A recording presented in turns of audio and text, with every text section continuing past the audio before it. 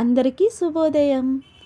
సూర్యరావు కిరణాలతో బయటకు వస్తుంటే మేఘాలేమో అడ్డు వేస్తాయి. ఈ మేఘాలేమో కురిసే మేఘాలు కాదు, సూర్యరావుని అడ్డుకోవడానికి మాత్రమే వస్తున్నాయి. ఇప్పుడు నేను చూస్తున్నాను, వర్షం అందే వైజాగ్లో పడడమే లేదు. బిలాయ్ ఛత్తీస్గఢ్లో మాత్రం ప్రతిరోజు వర్షం పడుతూనే ఉంటుంది. నాన్న చెప్తూనే ఉంటారు, అమ్మ రోజు వర్షంతో చాలా ఇబ్బంది అయిపోతానమ్మని. నాన్న ఇక్కడ వేడితో ఇబ్బంది అయిపోతాను, ఒక్కరోజు కూడా వర్షం పడడం లేదు అని చెప్తాను. కానీ ఈ మేఘాలు సూర్యరావుకి అస్సలు బయటకు రావడానికి ఇవ్వటం లేదు. చాలా బాధ అనిపిస్తుంది కదా. అయితే మార్నింగ్ వాకింగ్ కోసం వైజాగ్ వెళ్తే మాత్రం మనసు ప్రశాంతంగా అనిపిస్తుంది. ఎందుకంటే రోడ్డు మొత్తం బ్లాక్ చేస్తారు కాబట్టి చక్కగా వాకింగ్ చేయాలనిపిస్తుంది. మీకు నచ్చుతుంది కదా. మార్నింగ్ వాకింగ్కి 20 మినిట్స్ వాకింగ్ అందరికీ చెప్తుంటాను.